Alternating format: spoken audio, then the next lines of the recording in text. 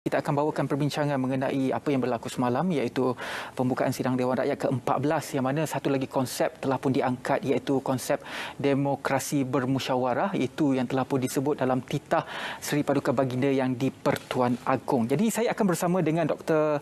Nor Nirwandi Mat Nordin sebagai tetamu pada hari ini, pensyarah kanan Pusat Perang Saraf dan Informasi Fakulti Komunikasi dan Pengajian Media UiTM. Selamat datang ke Selamat Pagi Malaysia, Doktor. Okay. Jadi semalam, saya kira satu sejarah apabila sekali lagi kita dapat menyaksikan sidang pembukaan Parlimen yang telah pun disempurnakan oleh Seri Paduka Baginda yang di-Pertuan Agong, dan juga konsep demokrasi bermusyawarah antara konsep yang telah pun ditekankan oleh Seri Paduka Baginda yang di-Pertuan Agong. Pendapat Doktor, kita buka perbincangan ini. Adakah konsep demokrasi bermusyawarah ini mampu untuk menutup kelumpungan situasi politik yang berlaku pada ketika ini di Malaysia? Menjunjung kasih Baginda Tuanku, saya rasa satu perkara yang menarik yang telah berlaku dalam pembukaan sidang Parlimen dan titah diraja, di mana Baginda Tuanku telah menggariskan perkara yang kita maklumkan sebagai demokrasi bermusyawarah. Ia merupakan satu perkara yang unik dan amat baik, kerana pada ketika Baginda mengulas tentang isu-isu dalam negara, politik bermula dengan untuk mengatakan bahawa pelantikan Perdana Menteri yang ke-9 itu telah melalui proses-proses yang sempurna, sekaligus mengenepikan isu-isu keabsahan Perdana Menteri itu sendiri. Dan seterusnya Baginda juga memperkatakan tentang isu-isu bertitah tentang isu demokrasi bermusyawarah, menggariskan apa-apa yang perlu dilakukan dalam konteks memastikan kepentingan mikro rakyat itu diberi perhatian yang sempurna. Dan ini bukan, saya rasa, perkara yang perlu diberi perhatian serius oleh semua blok kerajaan dan blok pelangkang apabila mereka membahaskan titah diraja bermula pada hari ini. Dan kalau kita lihat satu rangka titah yang cukup inklusif, di mana memperkatakan tentang isu-isu berhubung dengan ekonomi digital, isu diplomasi, ketahanan cyber, isu-isu berhubung dengan penduduk-penduduk di luar bandar, Sabah Sarawak. Dia merupakan satu perkara yang saya rasa telah diangkat dan diterjemahkan dalam pemikiran Baginda Tuanku untuk diterjemahkan dalam titah bahas diraja.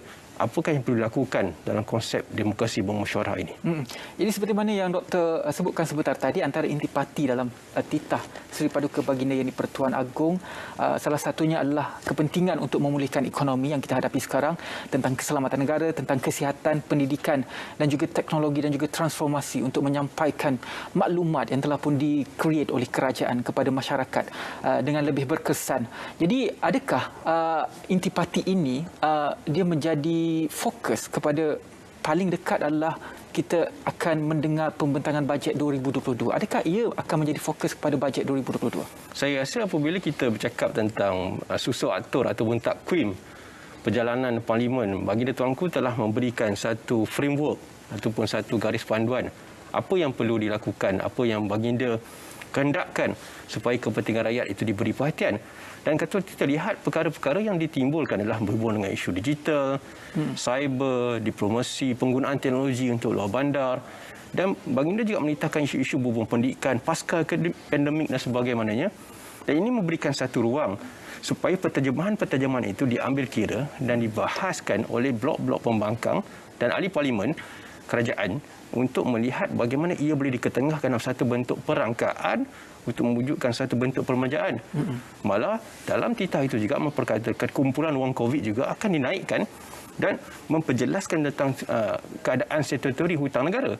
Jadi perkara-perkara seperti ini merupakan satu garis panduan asas yang mana sekiranya ia dipahami dengan lebih jelas di kalangan ahli Dewan Rakyat, ia satu bentuk asas yang sempurna untuk membina peruntukan dan berhubung dengan bajet. Dan kita juga RMK 12 juga akan dibentangkan di penghujung. Dan ini bukan satu perkara yang menarik perhatian, menjadi satu perkara yang ingin dilihat oleh masyarakat dan rakyat. Kan dalam era pandemik COVID-19 ini, pendekatan mikro, pendekatan yang berhubung dengan kepentingan rakyat itu menjadi fokus utama rakyat pada ketika ini.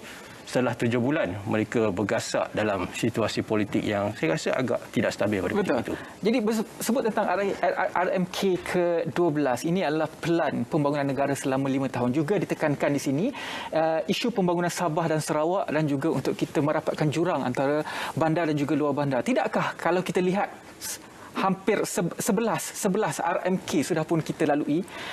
Perkara ini sudah, orang kata, kita laju sebenarnya mengejar untuk kita merapatkan jurang. Tidakkah ini merupakan satu hint bahawa ada kelompongan yang perlu kita tutup 11 RMK pertama, sehingga isu yang sama perlu kita ulang, iaitu pembangunan Sabah dan Sarawak juga pembangunan luar bandar? Saya rasa dalam konteks apabila kita bercakap tentang RMK 12, kita berhadapan dalam satu situasi yang tidak pernah dihadapi oleh mana-mana negara dalam global. Dan kita tidak mempunyai rujukan sebenarnya. Dan rujukan itu datang dari pengalaman inovasi-inovasi yang telah dibangkitkan, yang telah dimangkinkan oleh kerajaan, dan ia juga berlaku dalam keluarga Malaysia.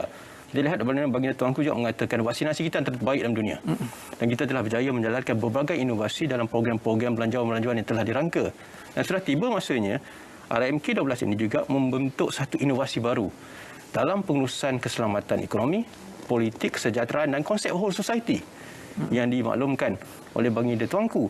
Dan inilah perkara-perkara yang saya rasakan di mana kelompongan-kelompongan ini boleh diterjemahkan dalam satu bentuk perangkaan yang lebih sempurna dengan lebih mikro, dengan lebih melihat pada perkara-perkara yang dititik beratkan dalam menghadapi pandemik COVID-19. Isu-isu hubung digital, isu-isu hubung pertahanan cyber, isu-isu hubung kepentingan rakyat, khusus di Sabah dan Sarawak.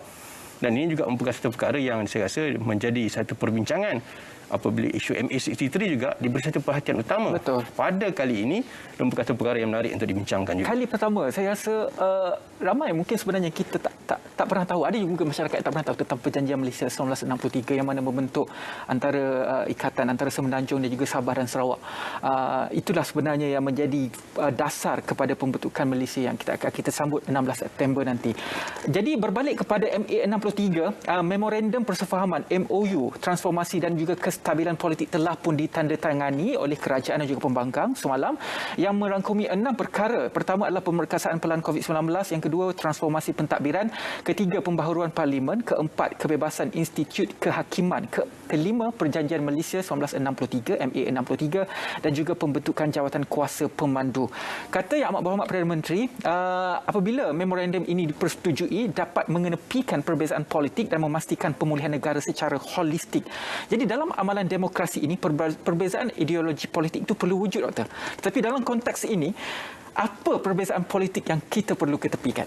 Kita dalam menghadapi isu suasana politik yang kita rasa semakin baik dengan penterjemahan keluarga Malaysia, dengan peranan baginda Tuanku yang di-Pertuan Agong telah menjernihkan suasana politik, dan kita berada dalam satu isu sidang parlimen, sidang Dewan Rakyat yang nanti-nantikan oleh rakyat setelah sekian lama, yang akan berlangsung lebih kurang 17 hari.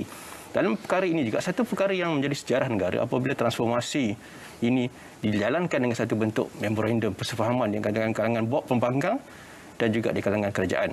Dan ia telah ditandatangani. Dan ia menggariskan 6 perkara yang perlu diberi perhatian: COVID-19, isu pentadbiran parlimen, isu kehakiman, isu berhubung dengan pemandu dan MA63. Dan perkara berhubung MA63 ini adalah satu penjelasan untuk memberikan satu maklum balas bahawa kebersamaan di kalangan Sabah, Sarawak dan Semenanjung itu perlu diangkat dan dimartabatkan dan perlu diselaraskan dalam satu bentuk dasar yang boleh memberi kepentingan kepada rakyat. Dan inilah satu perkara-perkara yang menjadi asas pembentukan yang sempurna, di mana kebergantungan di antara dua-dua blok itu, blok kerajaan dan blok pembangkang itu harus berjalan secara tanpa menitik beratkan isu-isu bungkerpatian. Sekurang-kurangnya pada waktu kita membicarakan isu-isu berkepentingan rakyat. Sudah tentu check and balance penting dalam mana-mana society. Itulah kewujudan parlimen. Tetapi perkara-perkara tidak boleh dibincangkan dengan perkara-perkara yang remeh. Perkara-perkara tidak boleh dibincangkan dengan perkara-perkara yang tidak melibatkan kepentingan rakyat. Dan ini masanya ahli parlimen, ahli Dewan Rakyat dan negara harus bangkit dengan isu-isu seperti mana yang dibincangkan, pentadbiran, penyusunan dan pembentukan undang-undang yang saya rasa juga dinanti-nantikan. Betul. Sama ada pembentukan undang-undang berhubung dengan pemencatan ahli parti dan undang-undang berhubung perkara-perkara lain, menjadi satu kesinambungan daripada isu memorandum yang telah ditandatangani semalam. Doktor sebut tentang rang undang-undang yang akan dibentangkan dalam sidang parlimen pada kali ini. Contohnya rang undang-undang anti lompat parti. Selain daripada itu, tawaran daripada pihak kerajaan kepada pembangkang menghadkan tempoh jawatan Perdana Menteri kepada 10 tahun. Setiap rang undang-undang termasuk rang undang-undang perbekalan yang dibentangkan di parlimen akan dirunding dan dipersetujui bersama. Dan ada 4 lagi, total ada 7 tawaran yang ditawarkan oleh kerajaan kepada pembangkang. Pendapat doktor, jika tawaran ini diterima, apakah impaknya kepada Malaysia? Saya rasa apa yang dimahukan adalah berkepentingan rakyat. Matlamat Dewan Rakyat itu sendiri adalah untuk menjunjung apa yang telah dititahkan oleh Bagi Tuanku, memperbincangkan, memperdebatkan, memperbahaskan dan juga melihat satu isu-isu berkepentingan rakyat. Dan inilah pada masanya kredibiliti ahli-ahli parlimen, ahli Dewan Rakyat itu harus diangkat dengan menunjukkan kepada masyarakat bahawa inilah permasalahan utama yang perlu diberi perhatian. Dan saya banyak perkara yang akan dibincangkan dalam hubung mewujud titah bahas diraja, dalam memperdebatkan isu-isu berang MK12 dan isu-isu berang undang-undang, termasuk pemilihan timbalan speaker. Dan banyak perkara-perkara seperti ini saya rasa telah menjadikan rakyat berminat untuk melihat apakah sebenarnya yang akan dicapai dalam sidang parlimen ataupun sidang Dewan Rakyat pada hari ini. Dan ini perlu digariskan dengan melihat kepada kepentingan-kepentingan masyarakat itu direalisasikan dengan apa yang telah ditandangani melalui memorandum persahaman. Kerana kita tidak mahu ia menjadi satu retorik, rakyat mahu ahli-ahli parlimen bangkit, menunjukkan kredibiliti mereka dan memperlihatkan apakah perkara yang sesuai untuk diberi kepada masyarakat dalam masyarakat membawa keluar daripada isu-isu pandemik COVID-19, keselamatan ekonomi dan keselamatan kesihatan. Jadi doktor, dalam penggal ini sahaja kita telah pun bertukar kerajaan, tiga kali pertukaran Perdana Menteri. Jadi situasi politik begitu dinamik, dia tidak bersifat statik dan kita tidak boleh menjangkakan apakah yang akan berlaku pada masa akan datang. Jadi berdasarkan situasi semasa doktor, jangkaan doktor apakah yang akan berlaku pada masa akan datang dan juga impaknya dari segi keselamatan kepada negara, keselamatan ekonomi, keselamatan politik dan juga keselamatan sosial. Saya rasa kalau kita belum jawab soalan itu, soalan yang baik saya kira ia adalah melihat balik pada apa yang telah dititahkan oleh Bagi Tuanku.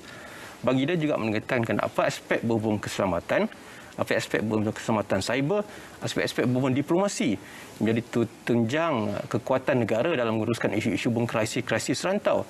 Dan inilah perkara-perkara yang sebenarnya perlu dititik beratkan dan perlu diperhasi dan dilihat bagaimana untuk membawa negara keluar daripada pandemik, bagaimana untuk menangani isu-isu permasalahan serantau, permasalahan global yang menjadi ancaman-ancaman keselamatan.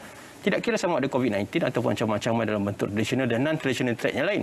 Disebabkan itulah kita lihat juga dasar keselamatan negara yang telah dikubal baru-baru ini juga memperlihatkan bagaimana itu satu proses. Inilah kehebatan negara kita sebenarnya, inovasi-inovasi yang dirancang dan dibentuk seperti dasar keselamatan negara dapat membawa negara keluar dan membentuk satu kesiapsiagaan di kalangan agensi-agensi, dan parlimen inilah masanya juga untuk memperharusi dan memastikan perkara-perkara itu dibentang, dibahas dan dilihat dengan lebih sempurna demi kepentingan rakyat.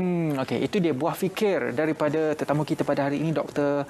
Nor Nirwandi Mat Nordin, pensyarah kanan Pusat Perang Saraf Media dan juga Informasi berkaitan dengan apa yang berlaku semalam. Satu lagi sejarah istiadat pembukaan Parlimen ke-14 dengan kita menganalisis titah Seri Paduka Baginda Yang di-Pertuan Agong, dan juga apa yang berlaku semalam adalah perjanjian telah pun ditandatangani, iaitu memorandum persefahaman, transformasi dan juga kestabilan politik. Dan kita harapkan dua perkara ini mampu untuk menstabilkan keadaan yang berlaku sekarang, di samping dapat kita menyelesaikan masalah dan juga apa yang disebabkan oleh COVID-19 terhadap Malaysia. Terima kasih sekali lagi, Doktor.